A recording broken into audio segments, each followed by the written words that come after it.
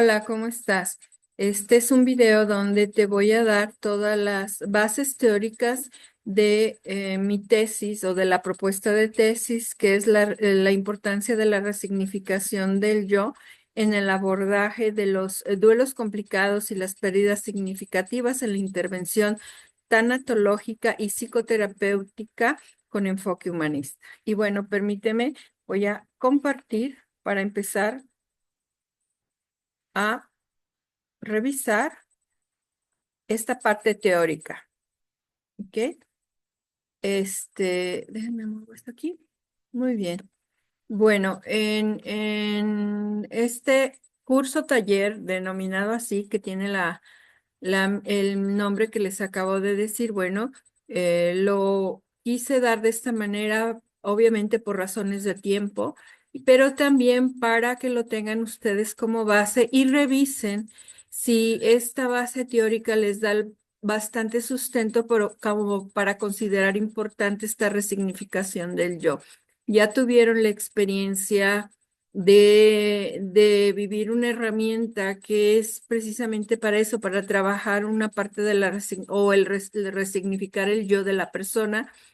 Y algunos ya han tenido esta parte de lo que es una posible guía de herramientas y dinámicas que pudieran usar, obviamente cada uno de acuerdo a su estilo y a su enfoque. No se trata de que lo hagan tal cual, sino es una idea que ustedes pueden tomar y que pueden desarrollar por ustedes mismos en el sentido de adoptarlas a su estilo y a su enfoque. Pero aquí la esencia es la resignificación del yo, poder trabajar con esa parte y ver si ustedes en sus trabajos, en sus acompañamientos emocionales, lo consideran importante, lo consideran como un factor que sí debe ser trabajado. Y bueno, en este sentido, tenemos aquí, no lo hago grande porque se me complica un poquito, pero bueno, vamos a intentarlo.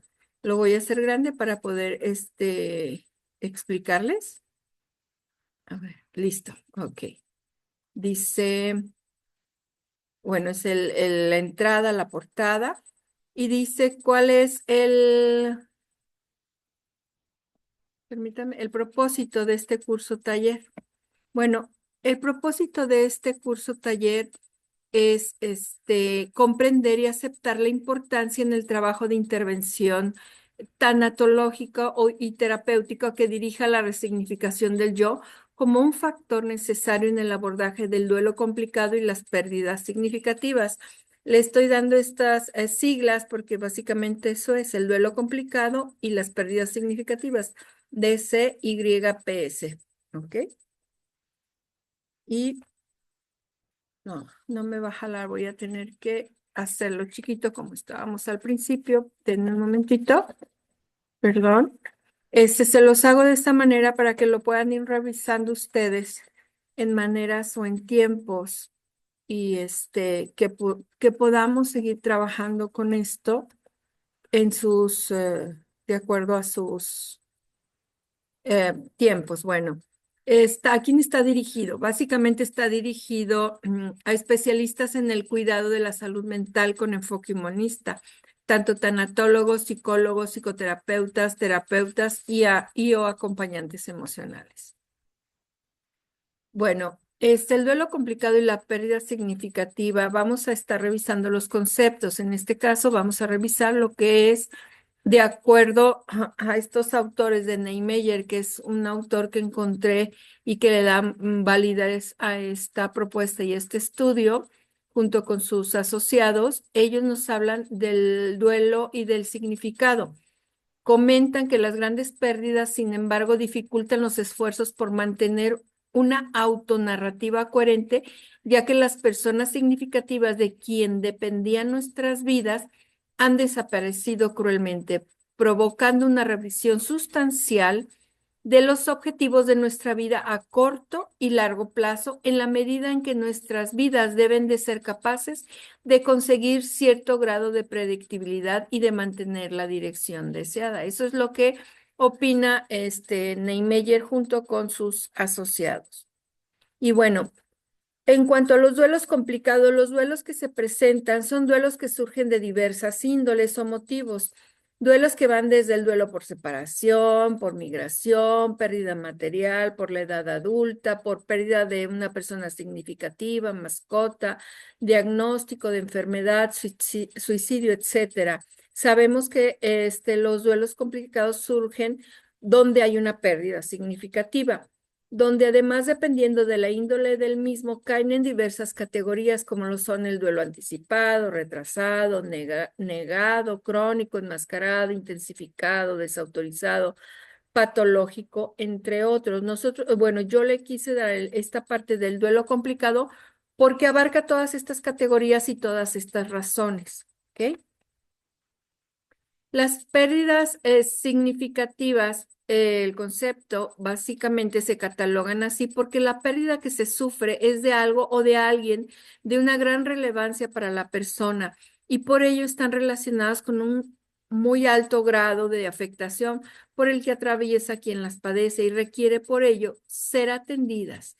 A esto se le suma la falta de aceptación de la propia pérdida, o sea, de la pérdida del yo o del sí mismo y la falta de acomodación de lo perdido y del sí mismo en esa pérdida. Es por ello que nos referimos, nos referimos en esta investigación o que me refiero en esta investigación al duelo complicado y la pérdida significativa con sus siglas, ¿ok? Sus siglas de SYPS.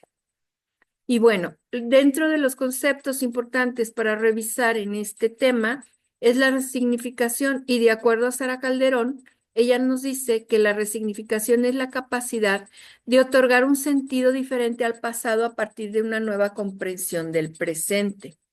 Y por otro lado, en un escrito de Worden y Payás nos menciona que resignificar tiene que ver con los cambios, que son los cambios en forma de nuevos esquemas, creencias, valores o conclusiones sobre uno mismo, sobre la vida y sobre las relaciones, ¿ok?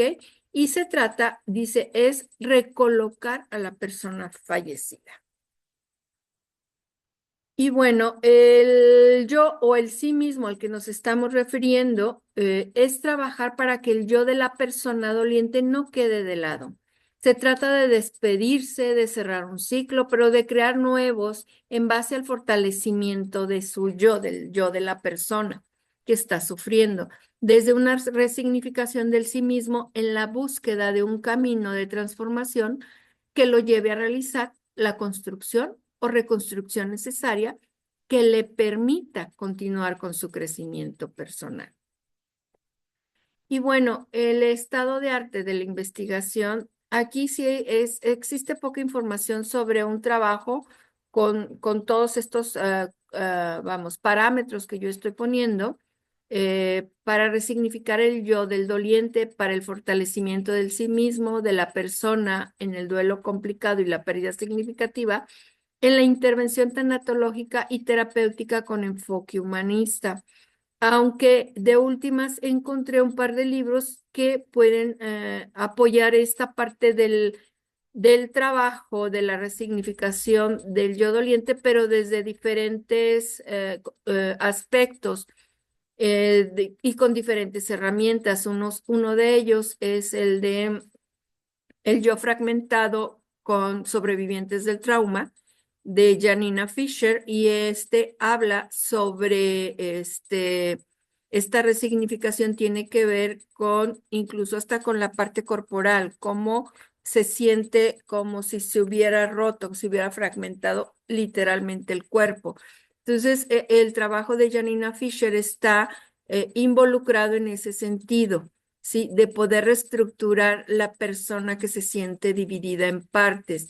La otra que puse yo en el estado del arte es la despedida o la separación de los amantes de Igor, ay, no me acuerdo ahorita del apellido, pero ahorita sí, continuando a ver si Caruso, de Igor Caruso.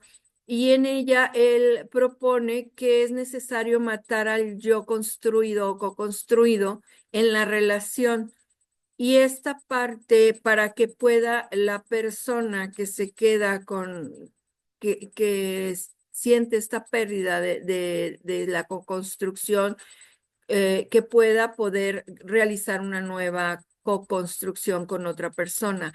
Pero en esta parte yo difiero un poco mucho porque al aniquilar el yo, estaríamos también eliminando todas las experiencias que nos sirven como base para lo que continúa en las demás relaciones, como perder el conocimiento y también parte de la historia que vivió la persona. Es desde ahí que yo pongo en el arte de la investigación estas propuestas. Y bueno, en los principales elementos de las terapias humanistas, pues el relato biográfico y la narrativa del sí son las principales y estas fungen como pues sus principales herramientas. Dentro de los principios de estas terapias humanistas se tiene la certeza de que la persona es la máxima conocedora de sí misma, por lo que su experiencia es y será tomada como relevante. Se confía en la tendencia actualizante de la persona, en su capacidad, creemos en su capacidad de autorregulación. Se afirma que tiene una sabiduría interna de todo lo que ha ido adquiriendo a través de su vida y de sus experiencias, y que es capaz de realizar ajustes creativos, ya que si no hubiera sido así, pues en este momento pues no estarían vivos, han ido haciendo ajustes creativos para poder con lo que se le presenta, aunque por la misma persona o por los resultados sean percibidos como desagradables o los no convenientes o correctos. Todo lo anterior en la búsqueda de la validación del yo, que fortalezca al yo de la persona. Déjenme, que me atora aquí un poquito la computadora.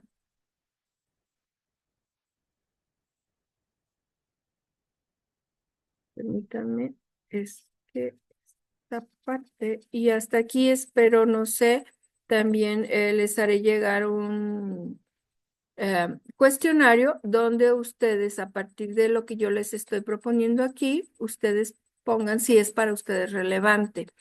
Y bueno, superar la perspectiva del sujeto como autor de su relato biográfico.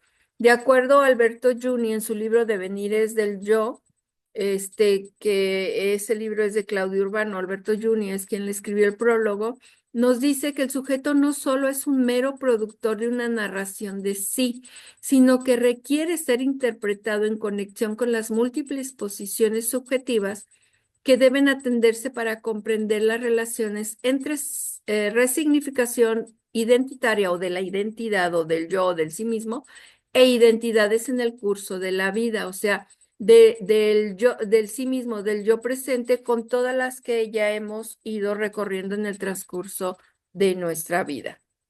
Y bueno, en cuanto a los abordajes con enfoque humanista del duelo complicado y las pérdidas significativas, en este trabajo tanto tanatológico como terapéutico se trabaja en un acompañamiento en aras de ayudar a la persona doliente a comprender su duelo para que al hacerlo pueda retomar su vida y continuar a partir de su pérdida. Y para eso tenemos un montón de modelos, teorías o planteamientos para esta atención del duelo que se nos presenta en nuestros acompañamientos como terapeutas o como en esta parte de la atención terapéutica. Para ello tenemos pues ya aquí desde las tareas del duelo y los 10 pasos prácticos para adaptarse a una pérdida, y este es de Neymeyer y Ramírez, la comprensión del duelo desde la psicoterapia humanista de Alport, Rogers, Víctor Frank, modelo de las 5 fases de Kubler-Ross, fases del duelo según la teoría del apego de Bowlby, modelos del duelo como una enfermedad, modelos biológicos del duelo, modelos psicodinámicos, modelos cognitivos, modelos de duelo como crisis vital, modelos fenomenológicos y existencialistas, entre otros. Entonces hay un montón de teorías, modelos y planteamientos para atender esta parte de los duelos que se presentan. Pero debemos de hacernos preguntas respecto a esto cuando se nos presenta un duelo. Ya tenemos todas las teorías, autores y formas de trabajarlo, ¿sí? Y las preguntas que debemos hacernos para la búsqueda de la acomodación y de la creación de nuevos significados, estas son las preguntas que yo propongo, ¿sí? ¿Cuáles son las resignificaciones que se trabajan? La persona perdida, el trabajo perdido, el domicilio perdido, todo lo que tenga que ver con las pérdidas. Y también el concepto de identidad que se manejaba antes de la pérdida, ¿sufre algún tipo de afectación? Es una pregunta que debemos de hacernos. ¿Se pierde, se rompe o se modifica el concepto identitario de identidad del yo, del sí mismo, que se formó antes de la pérdida? ¿Eso se pierde también? Al perderse el concepto identitario como consecuencia de una pérdida, pueden surgir afectaciones en los aspectos cognitivos, emocionales o conductuales. También es una pregunta que debemos de hacernos, que es válida. ¿Y cómo esta alteración del concepto de identidad o identitario afecta en la vida personal de quien la padece? Esta alteración identitaria o de identidad causada por una pérdida significativa en la persona que la sufre afecta la manera en la que se autopercibe y la relación afectiva consigo misma. Otra pregunta ¿es importante revalidar el concepto anterior a la pérdida y en base a esta revalidación construir uno nuevo? Creo que son retos que tenemos que ponernos. Estas preguntas nos impulsan a ello, ¿sí? Después de la atención primaria de contención, aclaración y acomodamiento de las emociones surgidas de la pérdida, debemos de cuestionarnos, ¿es suficiente solo una clarificación, una resignificación del suceso o de lo perdido? ¿O existe una verdadera, una real necesidad de la resignificación del sí mismo de la persona doliente en la búsqueda de una nueva acomodación y de la creación de nuevos significados del yo en todo este proceso? En la atención o el abordaje tanatológico o terapéutico con enfoque humanista del duelo complicado y la pérdida significativa, ¿se trabaja en la reconstrucción del yo de la persona doliente? Es importante la resignificación del yo después de experimentar una pérdida significativa. ¿Dónde queda la resignificación del yo de la persona doliente? Y si nos vamos a la parte de que quien hace esa resignificación, es la misma persona quien debe de resignificar todo lo perdido y tener una fortaleza del yo. ¿Dónde queda la resignificación del yo del sí mismo de esa persona? ¿Con qué fortaleza lo está haciendo? Entonces, la situación es cómo se trabaja la resignificación del yo en el duelo complicado y las pérdidas significativas.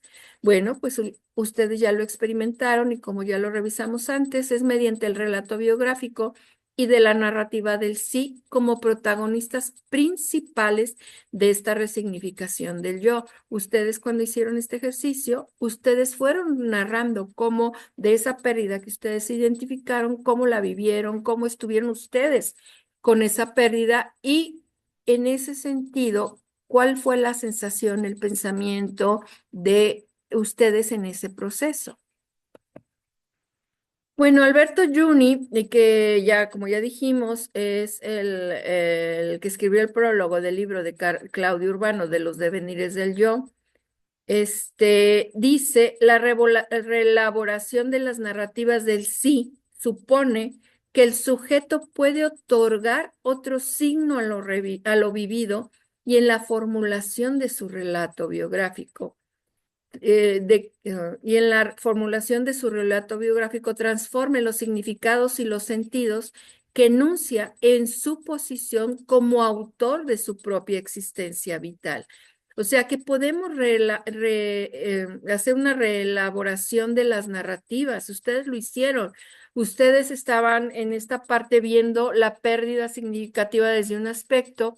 Cuando ya hicimos el trabajo tanto de meditación, de irse a conectarse con el evento y con ustedes mismos y en la identificación de la pérdida significativa, ustedes encontraron significados diferentes y al final entre lo que había y lo que ustedes encontraron, se formuló, se transformaron los significados y el sentido de los mismos. Entonces, ustedes como autores de esa experiencia pudieron darle un nuevo sentido a esa experiencia vital de lo vivido. ¿Cómo se originan las creencias y diversas simbolizaciones introyectadas? Bueno, esto es importante porque es con lo que nos quedamos después de una pérdida significativa. A partir de un evento significativo o extraordinario que nos impacta, surge de este la apreciación del sí mismo con los pensamientos o percepciones sobre objetos, experiencias, fenómenos o personas que se formaban de los sucesos experimentados y de la simbolización de los mismos, con las narrativas declaradas y autopercibidas de manera subjetiva y en el discurso que se produce sobre las situaciones vividas. ¿Qué fue lo que sucedió? Que lo que acabo de decir, nosotros atravesamos una pérdida significativa y entonces empezamos a guardarnos en el introyecto, en la creencia, cómo lo hicimos, si nos quedó esta parte de no fui suficiente, debí de haber hecho más, pude haberlo hecho mejor, en los deberías, en los hubieras, en cómo me sentí yo en esa pérdida, porque sé, donde hay un sentimiento de una pérdida significativa, todos los sentimientos, pensamientos que surgen son desagradables, son tristes, son de molestias, son cosas que no nos gustan y entonces nos los adjudicamos como si nosotros hubiéramos sido causantes o partícipes de esa situación de pérdida y no hubiéramos desarrollado un buen papel en ella. Entonces es por eso esto lo que se menciona aquí de cómo se originan las creencias y diversas simbolizaciones introyectadas. Y entonces, ¿qué es lo que permite la realización de una resignificación de identidad o identitaria o del yo, del sí mismo?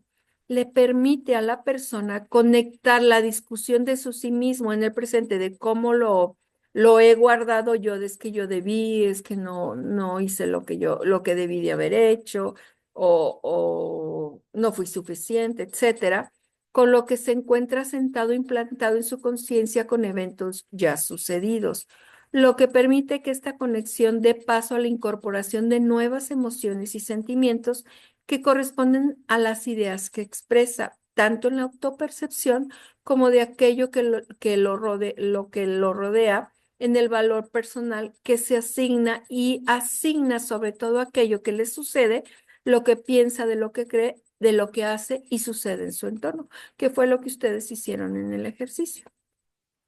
Y bueno, el doble sentido del término aprendizaje, en tanto como adquisición, como un acto de aprender, como adquirir el conocimiento y continuarlo así como "Pues, yo conozco esto", pero aprender ese conocimiento es lo que se refiere el doble sentido del aprendizaje, como apropiación de valores, creencias, conocimientos, actitudes y disposiciones que incorpora a sus tramas de pensamientos, sentimientos y vivencias.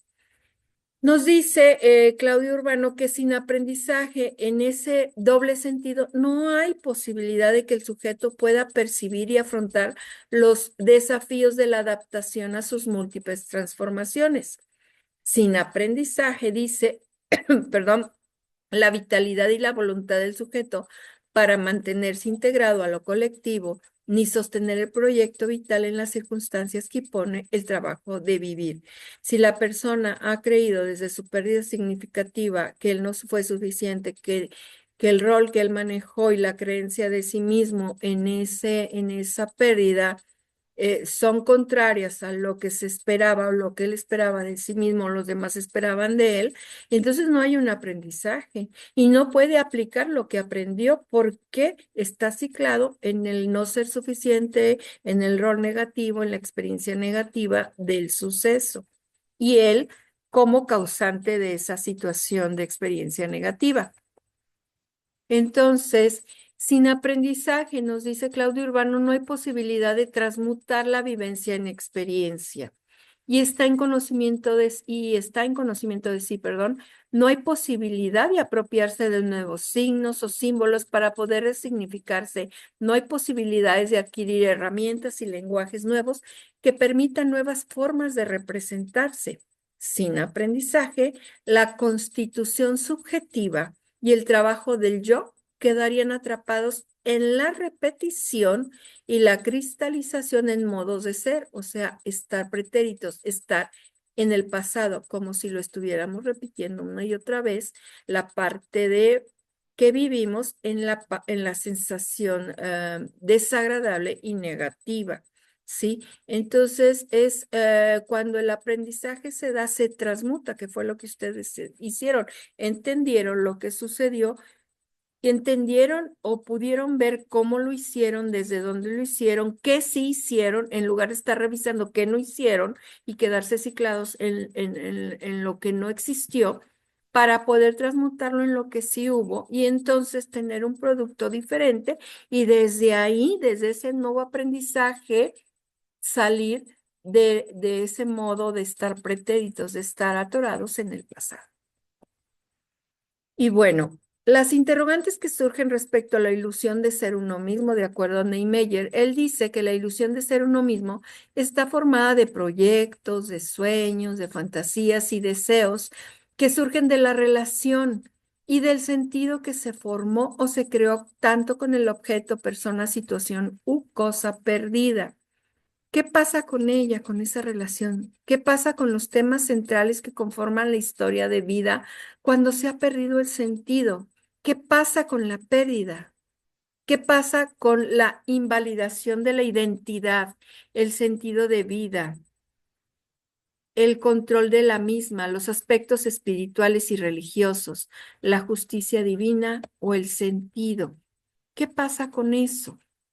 Entonces, esas son las preguntas que habría que hacerse en esta parte de la ilusión de ser uno mismo, en esa co-construcción de los proyectos que hemos formado con nosotros, ¿sí? Entonces, déjenme, ay, porque me moví otra cosa aquí, perdón, pero esta computadora como que no quiere trabajar. Denme chancita. Bueno, es esta parte, sí son preguntas, creo que estamos obligados a ese tipo de cuestionamientos como profesionales del acompañamiento y de la salud mental y emocional. Por eso, en este sentido, había que preguntarse también, ¿qué sucede con el autoconcepto? ¿Qué pasa cuando no se resignifica el yo o el sí mismo? ¿Qué sucede con la persona que puede resignificar los sucesos, las personas o las cosas perdidas, pero no a sí mismo? Yo quiero compartir en este sentido que a mí me ha pasado que logran hacer este tipo de trabajos de resignificar lo que se perdió o a quién perdieron, pero después regresan y dicen, es que no entiendo por qué si ya estoy haciendo las cosas diferentes, por qué si ya lo veo de manera diferente, hay una sensación interior de no estar bien, de yo no estoy bien, yo como que no, de un no poder avanzar. Con lo demás tengo buena relación con lo que está afuera, con el entorno, con las situaciones, con las personas, con los objetos, pero conmigo mismo no existe esa parte de sentir que yo he avanzado, ¿ok?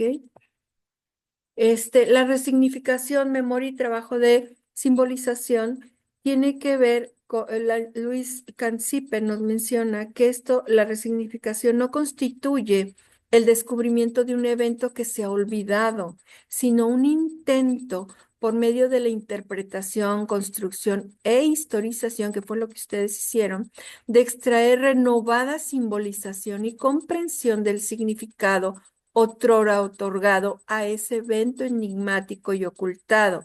La memoria de la resignificación, al decir de Sabato, resiste al tiempo y a sus poderes de destrucción, algo así como la forma que la eternidad puede asumir en el incesante tránsito. Es decir, que esta parte, a través de la interpretación, construcción e historización, es extraer una renovada simbolización y comprensión de ese evento y del mismo significado de ese evento. Y bueno, se trata menos de recordar y más de reescribir o de resimbolizar, de resignificar. Lo importante en nuestro trabajo clínico no es restituir el pasado, ni buscarlo para revivirlo, sino para reordenarlo, reescribirlo y resimbolizarlo en una estructura diferente. El acento recae más sobre la reescritura que sobre la reviviscencia. Lo revivido es fundamental, pero no es suficiente. Es el punto de partida, pero no el punto de llegada, que es la reestructuración o la resignificación. El sujeto se define según cómo se resignifique y resimbolice para reestructurar su biografía perdón, transformar y transformarla en su propia historia, de acuerdo con Zipper. ¿Ok? Entonces, como vemos aquí, se trata menos de recordar y se trata más de reescribir y de resignificar. A ver, permítanme, a ver si este me permite avanzar un momentito.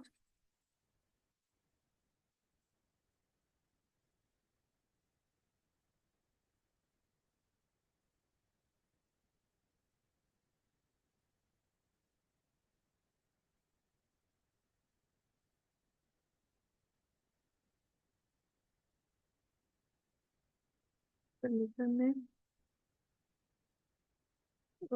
Voy a dejar de compartir así en grande. Tengo que volver a compartir porque se me atoró, perdón. Y bueno, como ya vimos, esta parte es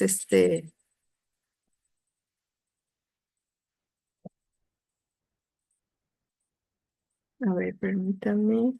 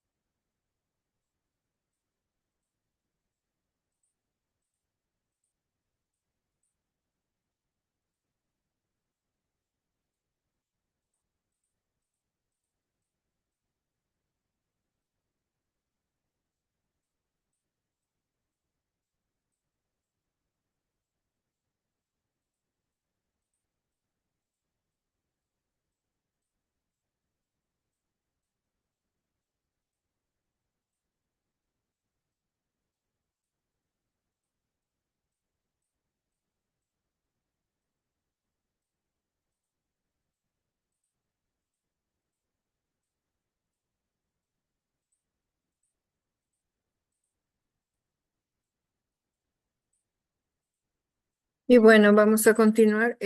Tengo que ponerlo así porque como que la computadora se me atoró, perdón. Dice, en el caso de la pérdida, Olga Herrero y Luis Botella nos mencionan que la reconstrucción dialógica en un caso de duelo mecanismos pragmáticos, retóricos en psicoterapia, vamos, en este artículo el que ellos publican, nos dicen que la pérdida es una experiencia inevitable para el ser humano y que cuando ésta se produce, la persona que la experimenta además una seria descalificación o inhabilitación que la lleva a invalidar los elementos fundamentales que constituye su historia de vida y que tienen que ver directamente con su identidad, sentido de vida, el control de esta, su espiritualidad y religiosidad que la que involucra, perdón, el destino o la justicia divina, de acuerdo también a Neymeyer. Entonces, como vemos aquí, la pérdida es una experiencia que no vamos a poder evitar, ¿sí? Y cuando esta se produce, la experiencia la lleva a una seria descalificación o inhabilitación eh, que invalida los elementos fundamentales que construyen su historia de vida. Todo lo que había venido haciendo se desbarata en cuanto a su propia percepción del sí mismo, del yo, en esa pérdida. Era lo que estábamos revisando y tiene que ver también con su sentido de vida, al igual también se invalida, se descalifica, así como el control el control de esta, también tiene que ver con la espiritualidad y su religiosidad.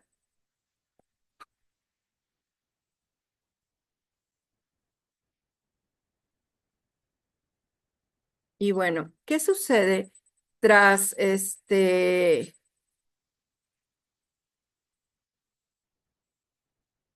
Ay, perdón, ya se regresó. Ok, vamos a ver aquí. ¿Qué sucede? Aquí nos dice tras el sufrimiento de alguna pérdida significativa. El sentimiento que emerge en la persona es una percepción y sentimiento de que su historia personal pues está incompleta o rota. Está experimentando este evento como traumático, donde la vida que le sigue al hecho es experimentada como dolorosa y desorganizada. Eso nos dice Niemeyer y Stewart, en una suerte de que sentirla como disociada o hecha añicos, de acuerdo a Van der Kolk y Van der Harry Brown.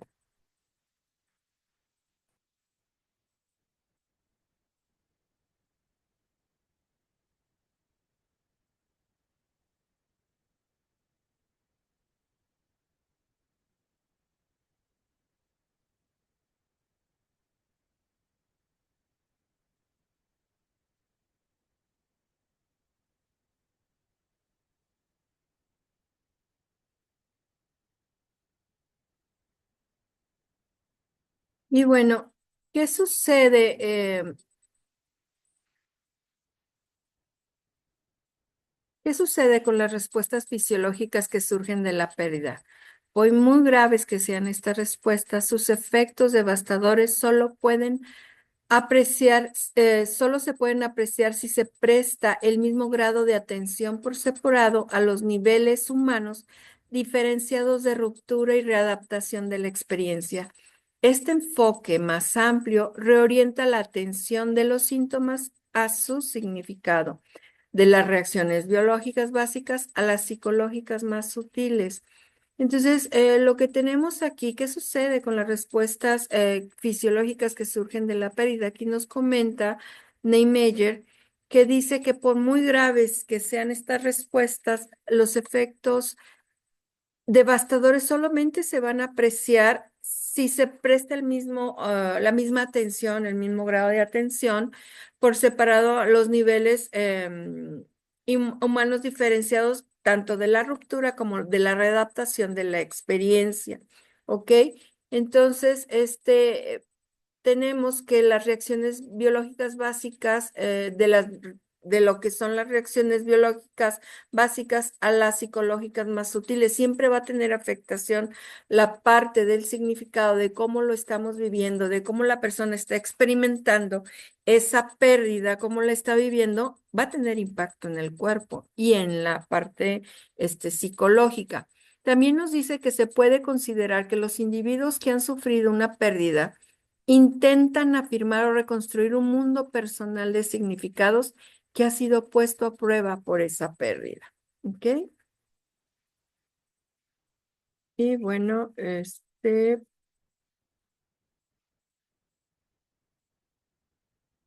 me gustaría, como se pausó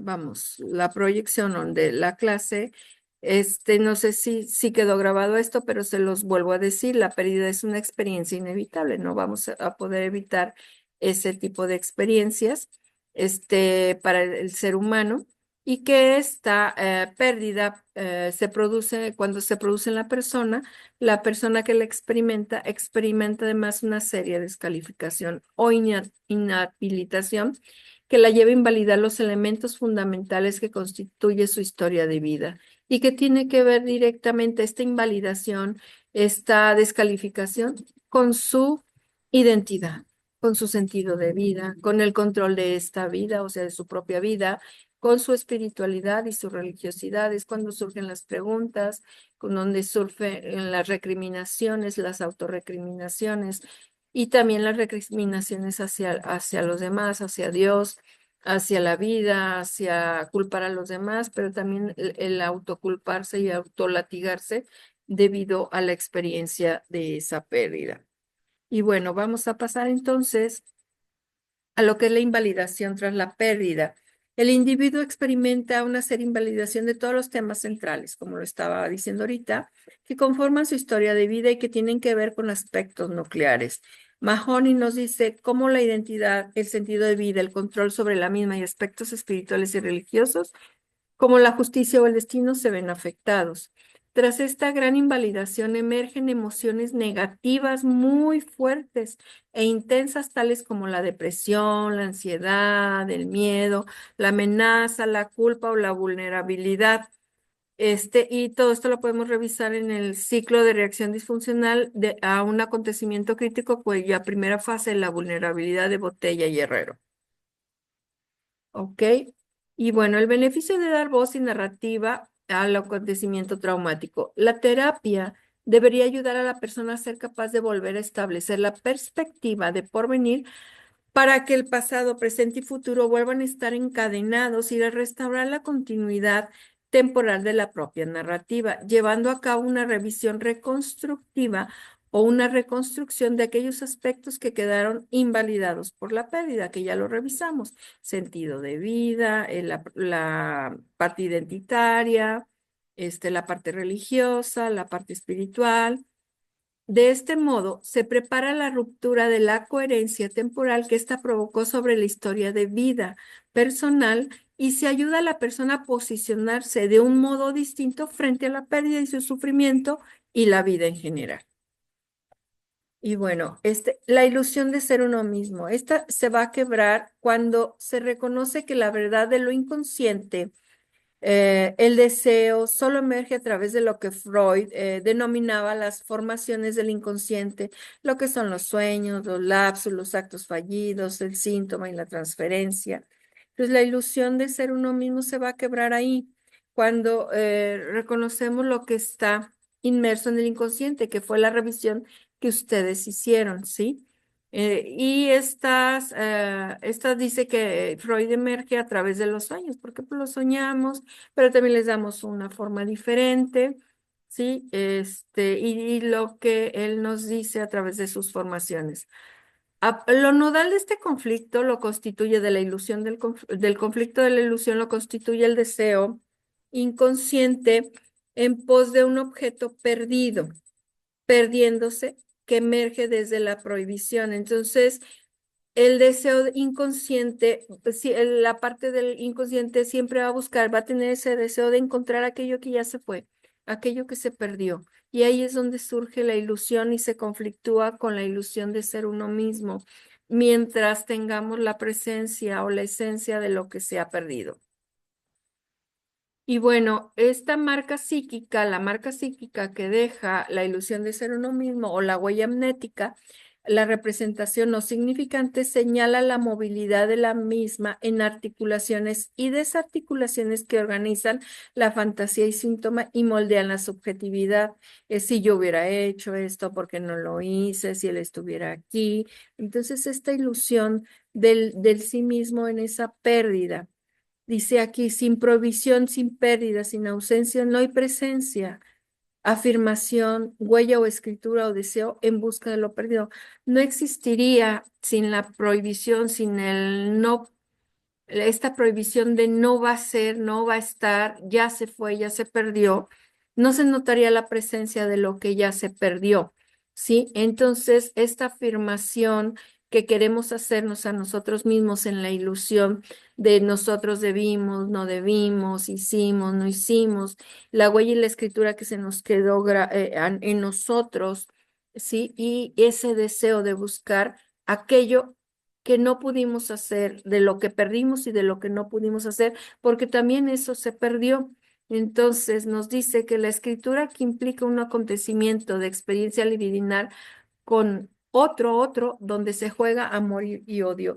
Nos habla de energías, de la energía del líbido, del instinto, de la búsqueda de aquello que ya no está presente. Eso es de lo que nos habla Freud en esta ilusión de ser uno mismo. Pero también la identidad personal se recrea en el trabajo de otorgar sentido al diario vivir. Ahí también se otorga el sentido al diario vivir. Entendemos el acto de resignificación identitaria o de identidad de la siguiente manera.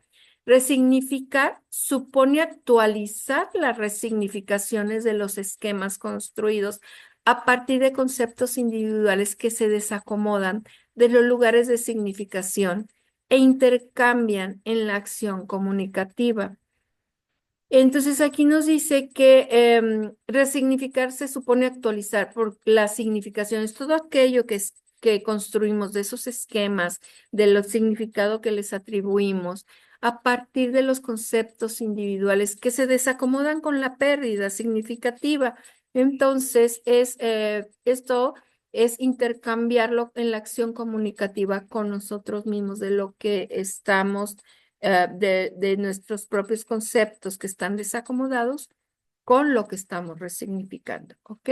Mediante ella, los sujetos realizan un movimiento de autoacomodación, de desplazamiento de los autoconceptos que constituyen la versión del sí mismo. ¿Cómo nos percibimos a nosotros mismos en esa pérdida y después de un trabajo de resignificación del yo? Entonces, ¿cómo nos estamos resignificando y cómo nos estamos conceptualizando después de esa resignificación? Entonces, esta identidad personal y esta recreación exige el trabajo por revisar, ordenar los modos de mirar, evaluar y valorar las acciones realizadas a través del tiempo y otorgarles un nuevo sentido en pos de una acción que incorpore y asimile los cambios a través de los cuales atravesamos y de los que se están presentando en el presente. Ustedes lo hicieron en el ejercicio. El trabajo interno de reelaboración que puede ser sostenido u obturado por los dispositivos ofrecidos por el contexto social para hacer efectiva la transmisión de la cultura. Entonces, esto nos habla de que este trabajo interno de reelaboración que hace la persona en esta resignificación del yo se sostiene, ¿sí? Por todo lo que nos está ofreciendo el contexto social, por todo lo que tenemos que hacer para hacer efectiva esa transmisión de lo que estamos resignificando y aplicarlo en el presente, en el contexto social y histórico en el cual está sucediendo en el momento presente en el cual estamos viviendo. Entonces, dice aquí, el sujeto en sus posiciones móviles se ubica como testigo de sí mismo, es quien testifica acerca de los trazos e itinerarios en los que ha devenido quien es, en los que ha sido quien es, por así decirlo, en los que se ha desarrollado como es él. Entonces, esta acción de revisar la propia historia supone una relectura de las versiones de relatos del pasado que se reeditan en el presente. Ustedes hicieron el ejercicio en el presente y reeditaron las experiencias de esas pérdidas significativas. esta relectura lo leyeron de una forma diferente. Esta relectura que muestra un cambio en los puntos de apoyo que le permiten al sujeto elaborar nuevas visiones sobre las que se asientan las actualizaciones de sus procesos de hostilización y su significado y sentido. Todo lo que nos parecía desagradable de nosotros mismos a través de estos ejercicios y resignificaciones del yo sufren modificaciones, ¿ok? Y actualizaciones. Y bueno, también así el sujeto se constituye en el autor, protagonista, lector y relator de su propio texto historizante. Es importante porque ustedes relataron, ustedes, a través de lo que ustedes comentaron, fue que se hizo la reflexión. ¿Sí? A través de su propio relato biográfico y del relato de ustedes mismos, se hizo esto. Si ustedes fueron los autores y los protagonistas, porque a través de ustedes se hizo esa relectura, ¿sí? Y es en estos procesos de historización en donde el sujeto resignifica su identidad personal y rescata en sus relatos lo que sobrevive de sí, del sí mismo, de sí, de su yo, a través del acontecer temporal, que fue lo que ustedes hicieron. Y bueno, él sí que hace duelo, porque él sí también hace duelo. El yo que entra en melancolía es un yo que tampoco reconoce suficientemente la alteridad. Permítanme, ok, es un yo, el yo que entra en melancolía es un yo que tampoco reconoce suficientemente la alteridad, pues la melancolía en cuanto al abatimiento ante la pérdida supone una cierta dificultad de reconocer la existencia independiente del objeto perdido. O sea, el yo no se diferencia o diferencia de la otra persona o de lo que se perdió de la situación, porque pareciera que se adjudica la identidad del otro o se funde con la identidad de lo perdido y entonces no hay una diferenciación. Si se perdió el otro, me perdí yo junto con él. Si se perdió la situación, yo me estoy perdiendo. Mi valor personal se está perdiendo. Yo me pierdo en eso. Entonces a eso se refiere. Dice, pero en este caso, en vez de ser un yo que de alguna forma no deja ir al objeto perdido, se trata más bien, aquí más bien de dejar que el objeto perdido o su recuerdo o la ilusión de este arrastre por completo al yo consumiéndolo, que no se consuma la persona o el yo de la persona, la identidad de la persona en esa pérdida. De eso se trata el sí que hace duelo, de eso se trata la resignificación del yo. Y bueno, este es el trabajo que hicimos en la clase con el maestro de investigación y con el maestro Adrián, y me pareció muy importante elaborarla de esta manera, ya que le rescato todos los elementos que están ahí, los rescato como elementos de valor para esta propuesta, donde la importancia de la resignificación del yo, ¿qué es lo que va a trabajar? Va a trabajar el crecimiento de la persona a partir de la crisis, la valoración del sí mismo, el cambio de mirada, el fortalecimiento del yo, el autodescubrimiento, el descubrimiento de sus potencialidades. ¿Y desde dónde lo va a trabajar? Pues desde su sabiduría interna, desde su tendencia actualizante, desde los ajustes creativos que él ya sabe hacer, pero que va a seguir creando nuevos y mejores ajustes creativos, desde la aceptación del cambio continuo, de su autorregulación y desde la autocompasión. Entonces, pero también esto desde la necesidad y desde la meta a logro de necesidades internas que van a impactar a las necesidades externas. ¿Y qué tiene que ver con esto? Bueno, ¿cuáles son los elementos de este logro de necesidades? ¿Cuáles son los elementos fundamentales o básicos? Pues el sentido, ¿sí?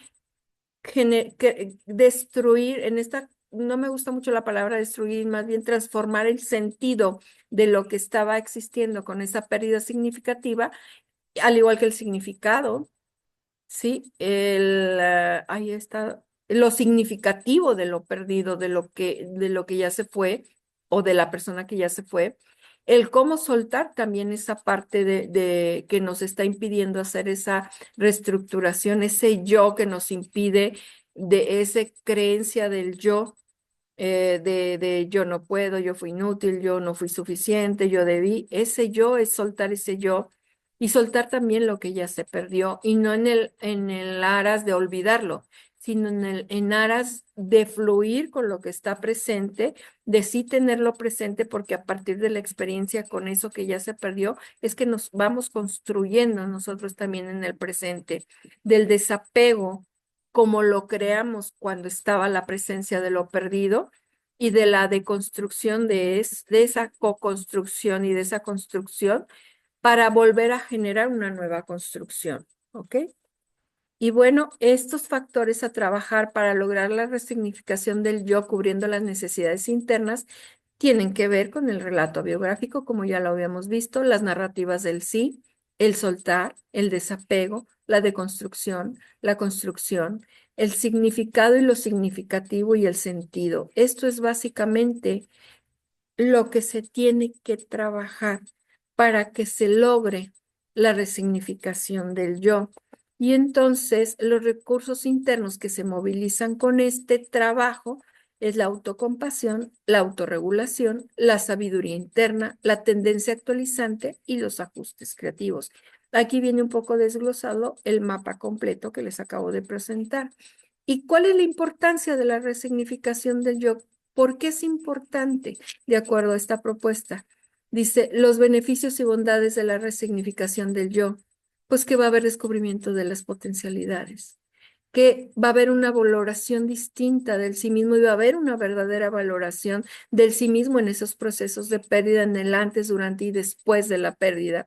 Hay un autodescubrimiento, hay un fortalecimiento del yo, hay un cambio de mirada, hay una aceptación del cambio continuo y hay un crecimiento personal a partir de la crisis. Y lo importante de este mapa o de esta presentación, si se fijan, una impacta a la otra, no están separadas, todas van a estar impactando en otras y van a generar unas a las otras. Es por eso la importancia de haberlo separado de esta manera. Y bueno, ya nomás me queda agradecerles. Esta es la parte teórica de la propuesta de la importancia de la resignificación del yo y les agradezco mucho su apoyo y su ayuda. Les estaré dando un cuestionario abierto, igual que el primero, igual que el segundo, nada más para que pongan lo relevante de su experiencia con este video y de esa manera ustedes me puedan ayudar para yo poder aprobar o no, comprobar o no la propuesta que estoy haciendo en esta tesis de doctorado. Muchas gracias y pues estamos en contacto. Déjenme, dejo de grabar.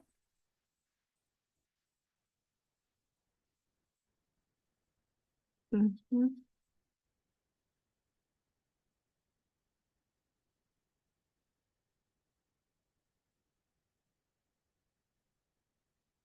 Y bueno, aquí detengo la